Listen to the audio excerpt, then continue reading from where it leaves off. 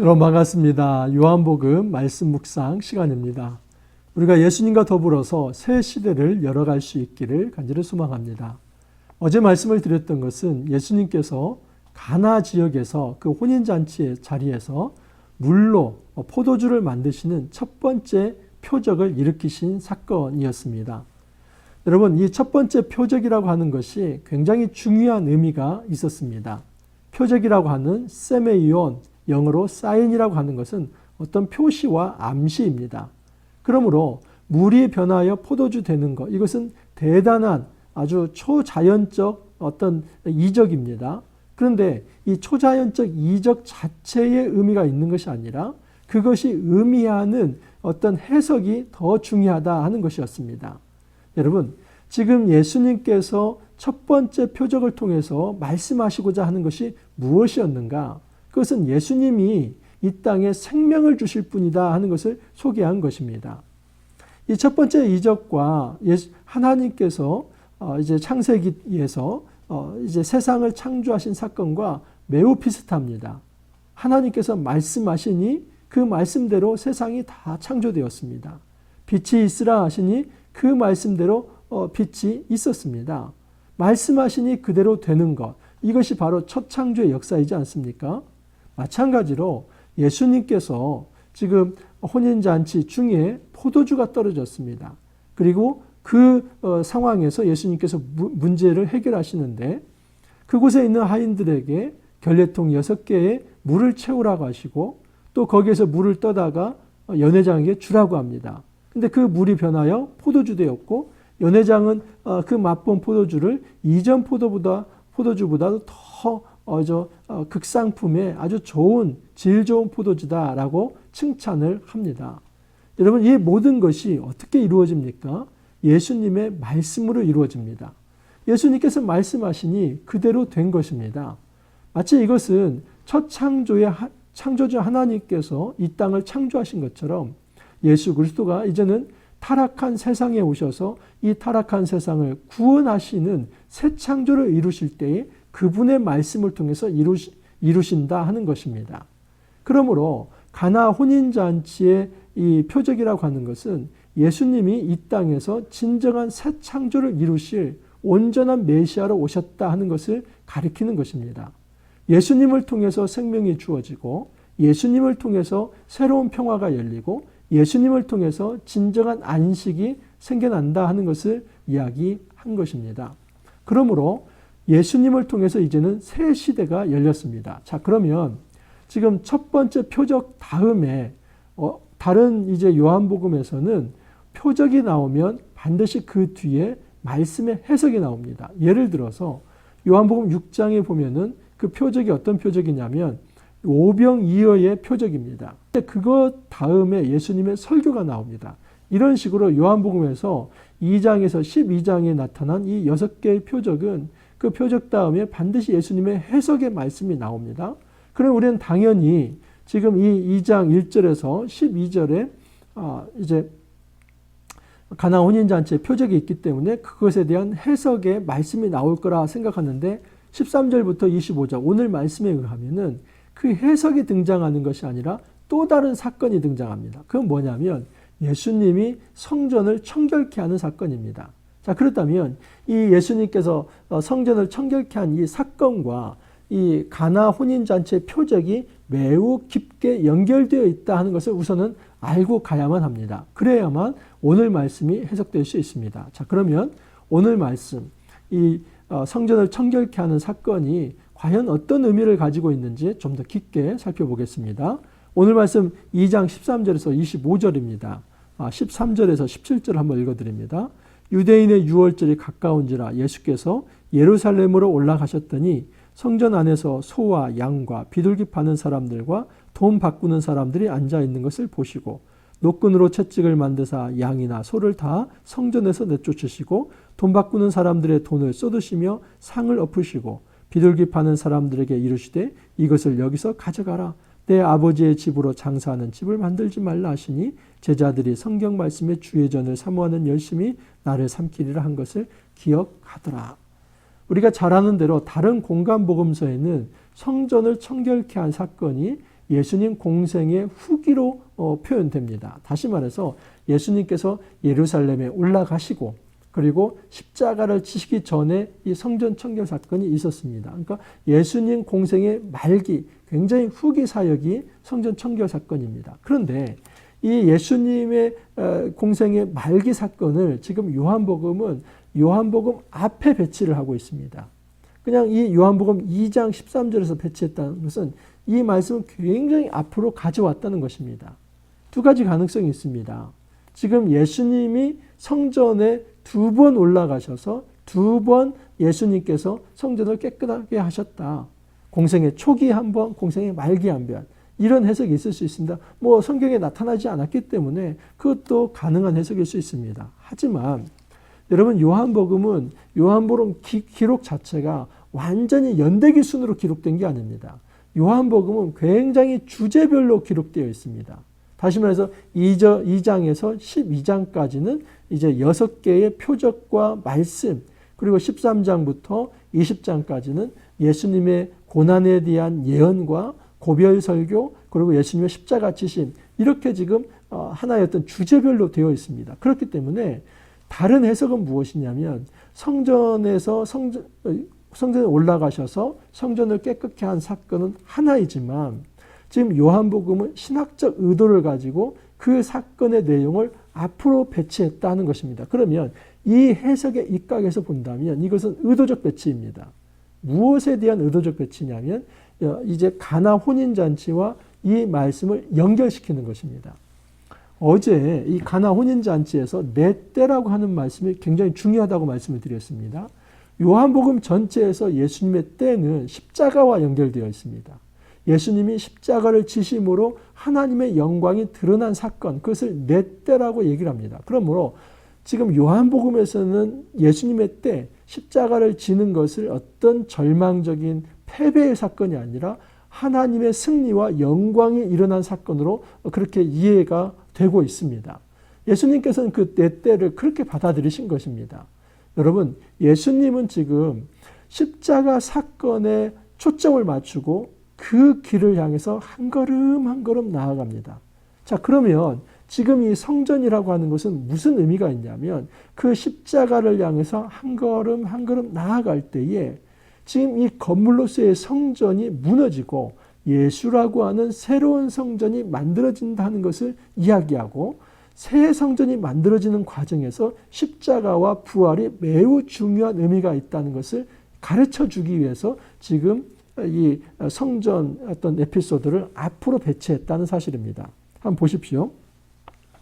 18절 이하를 보면 이에 유대인들이 대답하여 예수께 말하기를 내가 이런 일을 행하니 무슨 표적을 우리에게 보이겠느냐. 예수께서 대답하여 이르시되 너희가 이 성전을 헐라 내가 사흘 동안에 일으키리라. 유대인들이 이르되 이 성전은 46년 동안의 지역권을 내가 3일 동안에 일으키겠느냐 하더라. 그렇죠? 여러분 여기 보면은 이 성전을 헐라 그러면 내가 사흘 동안에 이 성전을 일으키리라 그렇게 말씀을 합니다. 근데 그 사흘이라고 하는 것은 예수님이 십자가를 지시고 그리고 부활하시는 것이 바로 안식구 첫날이기 때문에 사흘 만에 부활합니다. 지금 이것을 염두에 두고 하는 말씀입니다. 그래서 21절에 보면 그러나 예수는 성전된 자기 육체를 가리켜 말씀하신 것이라 죽은 자 가운데서 살아나신 후에야 제자들이 이 말씀하신 것을 기억하고 성경과 예수께서 하신 말씀을 믿었더라.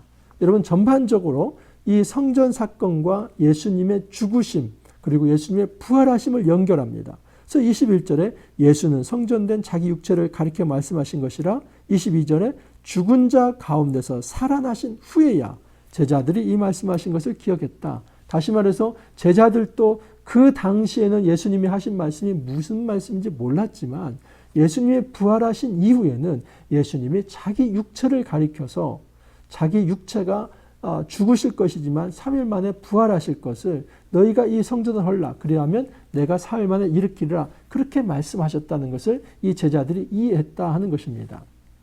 여러분 그 당시의 성전이 얼마나 타락했는가 하는 것이 지금 13절 이하에서 나타나 있습니다.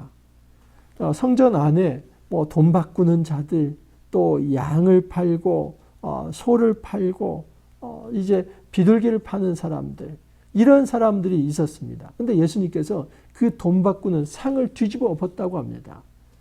그러면서 예수님께서 하신 말씀은 무엇이냐면 지금 이 성전을 더 이상 내 아버지의 집을 더럽히지 말라. 내 아버지의 집은 기도하는 집이다 라고 선포를 합니다. 다른 공간 복음서에서는 그렇게 선포를 합니다. 이사야 56장 7절 이하를 보면 내 집은 만민이 기도하는 집이다. 그런데 너희들이 이 만민이 기도하는 내 집 아버지의 집을 강도의 소굴로 만들었다. 이제 다른 공간 복음서는 그렇게 표현이 되고 있습니다. 이 모습이 제자들 보기에 얼마나 아주 좀 경이롭고 또 흥미로운지 이렇게 표현을 합니다. 제자들이 성경 말씀의 주의전을 사모하는 열심히 나를 삼키리라 한 것을 기억하더라. 이것은 시편 69편 9절 말씀을 인용한 것입니다. 쉽게 말하면 거기에서도 어떤 말씀이 나오냐면 지금 이 성전을 향한 열심이 나를 삼켰다. 이 문학적으로 말하면 내가 정말 성전을 향한 이 열심이 대단했다. 그 성전에 대한 열심으로 내가 사로잡혔다. 이런 의미입니다. 지금 제자들이 이 말씀이 기억난 겁니다. 예수님께서 이렇게 성전에 대해서 성전 안에서 비둘기 팔고 또 양을 팔고 또 환전하는 이 사람들을 쫓아낸 것은 이것은 대단한 열심으로 이 제자들이 이해를 한 것입니다. 왜 그러냐면 여러분 이것은 혁명입니다. 그 당시의 기득권 세력 물론 지금 유대 사회가 로마 사회의 속국이었지만 여러분 아무리 속국이라 할지라도 자치권을 주었습니다. 어떤 자치권이냐면 사내들인 공회와 그리고 그 사내들인 공회에 있어서 주도적 역할을 했던 사람들이 대제사장과 그리고 이 성전에서 이제 수종드는 제사장 그룹입니다. 그렇기 때문에 이스라엘 사회에서 가장 고위층에서 기득권 세력은 어디냐면 바로 성전의 지도자들입니다. 근데 지금 예수님께서 그 성전 질서 자체에 하나의 대항을 한 것입니다. 지금 성전의 대제사장의 어떤 명을 받거나 또는 어떤 제사장들의 사정 얘기를 해가지고 그렇게 허락을 받아가지고 거기에서 장사하는 사람들을 쫓아내고 질서를 정리하고 이게 아니라 그 당시에 기득권 질서에 향해서 완전히 예수님께서 저항을 하신 것입니다. 여러분 이것이 바로 혁명이 아니고 무엇이겠습니까? 사실 이 사건 때문에 예수님은 밉보이고 십자가를 지신 것입니다. 이 사건 이후로 지금 이 대제사장과 다른 어떤 유대인들은 이를 갑니다. 지금 이 예수를 살려놨다가는 우리의 기득권이 다 없어질 거라고 생각을 했습니다. 그래서 예수님을 죽이려 했고 실제로 그렇게 예수님은 십자가를 지신 것입니다. 물론 가장 큰 그림, 이 모든 것까지도 뛰어넘어서 하나님께서 이 십자가를 통해서 예수님을 이제 내어놓고 그 십자가 사건이 속죄 제사가 되어서 우리에게 구원을 가져다 준다는 것. 이것은 하나님의 엄청나게 큰 그림이지만 그거 말고 인간들은 자기의 불의한 생각으로 예수님을 죽이려고 했던 것입니다. 그 하나의 어떤 단초, 하나의 뇌관과 같은 사건이 무엇이냐면 예수님께서 성전에서 돈 바꾸는 자들, 또 양 파는 사람들, 이 사람들을 쫓아낸 것입니다. 이 사람들은 다 대제사장의 허락을 맡아서 합법적으로 성전에서 일을 하는 사람들인데 그것을 예수님께서 막아섰기 때문입니다. 예수님이 선언하는 것은 무엇이냐면 이 건물로서의 성전 완전히 썩어 빠졌다는 겁니다. 지금 이 이스라엘 사회의 성전 건물은 살아있고 사람은 많이 모여있고 돈은 있을지라도 이 성전이라고 하는 이 성전 카르텔이라고 하는 것이 너무나 썩어 빠졌다. 부패했다. 그래서 그 성전에 대한 마지막 최종 사망 선고를 예수님께서 내린 것입니다. 그래서 이 성전 다 무너져야 한다. 그리고 사흘 만에 다시 내가 일으키려 하는 것은 예수님이 자기의 부활하신 육체를 통해서 온전히 새로운 성전을 만드시겠다 하는 것입니다. 이것이 요한복음 1장 14절과도 연결됩니다. 요한복음 1장 14절을 보면 말씀의 육신이 되어 우리 가운데 거하심에 우리가 그의 영광을 보이니 아버지의 독생자의 영광이요 은혜와 진리가 충만하더라. 전에 말씀을 드렸죠. 이것은 출애굽기 40장과도 연결된다는 것.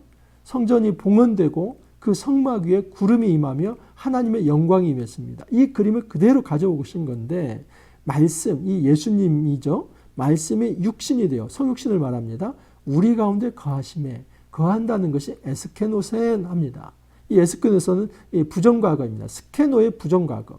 그래서 이 스케노라고 하는 것이 거주하다, 장막을 친다 이런 의미라는 거 말씀드리지 않았습니까? 그래서 예수님은 말씀이 육신되어 우리 안에 거했다 이 말은 예수님께서 이 땅에 성막으로 오셨다는 겁니다. 예수님께서 이 땅에서 제자들 공동체에 임하심으로써 성전이 되셨다는 것을 의미합니다. 그 성전이라고 하는 것은 구약의 옛 건물이 아니라 이제는 예수님을 통해서 새로운 성전이 이 땅에 탄생했다는 겁니다. 궁극적으로 어떻게 해요? 예수님의 십자가와 부활 사건을 통해서. 이것이 바로 지금 첫 번째의 기적과 첫 번째 표적과 성전 청결 사건이 연결되어 있는 것입니다. 그러므로 지금 이 성전 청결 사건이라고 하는 것, 이것은 지금 가나 혼인잔치의 해석과도 같다라고 말할 수 있습니다. 가나 혼인잔치의 비유, 가나 혼인잔치의 표적이죠. 그것이 의미하는 것은 예수님의 십자가와 부활을 통해서 이 땅에 진정한 생명을 가져다 줄 것이다. 예수님께서 겟세마네 동산에서 이제 기도할 때 뭐라고 합니까? 이 잔을 내게서 지나가게 하실 수 있으면 그렇게 해 주십시오. 그러나 나의 원대로 마시고 아버지의 원대로 하십시오. 그 잔이 뭡니까? 여러분 이스라엘 사회에서 이 잔 다 포도주를 의미합니다. 내가 하나님 나라 이르기 전까지 내가 다시는 이 포도의 열매에서 나온 것을 내가 먹지 않겠다. 지금 예수님의 십자가 사건은 온전한 하나님 앞에 드려지는 이 번제 그리고 전제 이 포도주로서의 하나님 앞에 드려지는 온전한 제사가 되는 것입니다. 역설적으로 예수님이 자신의 몸을 통해서 그의 희생을 통해서 그의 피가 진짜 이제 많은 사람들에게는 살아있는 생명의 포도주로 전달되고 있다 하는 사실입니다. 그의 죽음과 부활을 통해서 이 땅에 진정한 생명의 포도주를 전달하심으로써 이 땅에 구원이 이루어졌다. 그 사건을 예수님은 자기 자신이 성전으로 오셨다 하는 것을 말씀을 하신 것입니다. 23절 이하를 보면 6월절에 예수께서 예루살렘에 계시니 많은 사람이 그의 행하시는 표적을 보고 그의 이름을 믿었으나 예수는 그의 몸을 그들에게 의탁하지 아니하셨으니 이는 친히 모든 사람을 아시며 또 사람에 대하여 누구의 증언도 받으실 필요가 없었으니 이는 그가 친히 사람의 속에 있는 것을 아셨습니다. 이런 의미입니다. 무슨 얘기냐면 예수님께서 이처럼 표적을 행하자 많은 사람들이 예수님을 믿었다고 합니다. 하지만 24절에 보면 예수는 그의 몸을 그들에게 의탁하지 아니했다. 예수님을 믿고 따른다고 해서 거기에 혹해서 그 사람들을 의지하면서 그 사람들에게 자기 몸을 맡기지 않았다. 그 사람들이 기대하는 건 뭐겠습니까? 정치적 군사적 메시아, 그 예수님의 중심이 되어서 로마 해방 전쟁을 좀 이끌어줬으면 하는 그런 마음이었습니다. 근데 그렇게 정치적으로 예수님께서 이용당하지 않겠다는 것을 선언한 것입니다. 그러면서 또 사람에 대하여 누구의 증언도 받으실 필요가 없었다 하는 것은 무슨 얘기냐면 누가 사람에 관한 정보를 들을 필요가 전혀 없었다. 다시 말해 어떤 사람은 이렇고 이런 사람은 어떻고 그것을 예수님께서 정보를 보고받을 필요가 없다는 겁니다. 왜냐하면 예수님이 친히 사람의 속에 있는 것을 아셨기 때문에 예수님은 사람에 대해서 인간에 대해서 누구보다도 다 잘 아셨기 때문에 누군가가 예수님에게 그 사람들에 대해서 얘기해 줄 필요가 없었다는 것입니다. 쉽게 말하면 예수님은 사람에 대해서 너무 잘 알기 때문에 그들의 불의함도 그들의 정말 얄팍한 꾀도 그들의 정치적 음모와 괴략도 다 아셨기 때문에 그들에게 예수님은 자기의 몸을 함부로 맡기지 않았다 하는 것입니다. 예수님께서는 올곧게 십자가를 향해서 나아갑니다. 그리고 그 십자가 끝에 부활의 영광이 기다리고 있습니다. 이것이 바로 성전 신학과 연결되어 있습니다. 너희가 이 성전을 헐라. 그리하면 내가 일으키리라. 그것은 예수님의 자신의 육체를 두고 하신 것입니다. 이 옛날의 과거의 성전은 허물어질 것이고 나의 십자가와 부활 사건을 통해서 완전한 새로운 성전이 탄생되게 될 것이다. 그 새로운 성전을 통해서 생명수가 흘러나갈 것이고 그 생명수는 어제 말씀드렸던 이 생명의 포도주와 같이 모든 사람에게 영생을 줄 수 있는 생명의 물이 될 것이다 하는 사실입니다. 여러분 요한복음 굉장히 심오하죠. 실제로 심오합니다. 여러분, 이 요한복음을 깊게 묵상할 수 있다면 우리가 우리 안에 있는 정말 이 복음이 무엇인가, 그 복음이 주는 이 능력이 무엇인가, 그 능력 가운데서 어떻게 생명을 누리고 안식을 누릴 수 있는가, 이것을 알 수가 있습니다. 이 요한복음의 깊은 바다에 우리가 함께 들어가서 정말 아름답게 항해할 수 있기를 바라고, 하나님이 주시는 그 생명의 안식의 목적지에 함께 도달할 수 있기를 간절히 소망합니다. 함께 기도합니다. 주님, 감사합니다. 요한복음을 통하여서 예수 그리스도가 진정한 성전으로 오셨고, 예수 그리스도를 통하여서 참된 생명수가 흘러가며 그 생명수를 받아 먹는 모든 이들이 생명이 살아난다는 것을 알게 되었습니다. 어제 말씀에서도 물이 변하여 포도주 되어서 그 포도주가 잔치를 살려낸 것처럼, 이제 오늘 말씀에서는 예수님이 친히 성전이 되사 십자가와 죽음과 또 부활을 통하여서 이 땅에 진정한 생명수를 흘러보내어 참된 영생을 선물하신다는 것을 알게 되었습니다. 주님, 우리가 다른 데서 어떤 소망을 가질 것이 아니라 오직 예수님 안에서 소망을 가지며 진정한 생명의 물을 받아 먹으며 참된 영생에 이를 수 있도록 주님 축복하여 주옵소서. 감사하옵고 예수님 이름으로 기도하옵나이다. 아멘. 여러분, 이번 한 주 새해가 시작되었고 오늘 이제 또 주말에 이르게 되었습니다. 정말 목회자는 이 연말 연초 쉽지 않습니다. 첫 주 한 번 이 발동이 걸리는 거 참 쉽지 않습니다. 그런데 정말 하나님 은혜로 시작하게 하셨습니다. 이제 이 흐름을 가지고 요한복음 쭉 한번 나가 보겠습니다. 여러분, 저도 한번 열심히 준비하고 만나 뵐 텐데 우리가 끝까지 요한복음 묵상의 여정 함께 할 수 있기를 바랍니다. 복된 주말 보내시고 또 월요일 날 찾아뵙도록 하겠습니다. 감사합니다.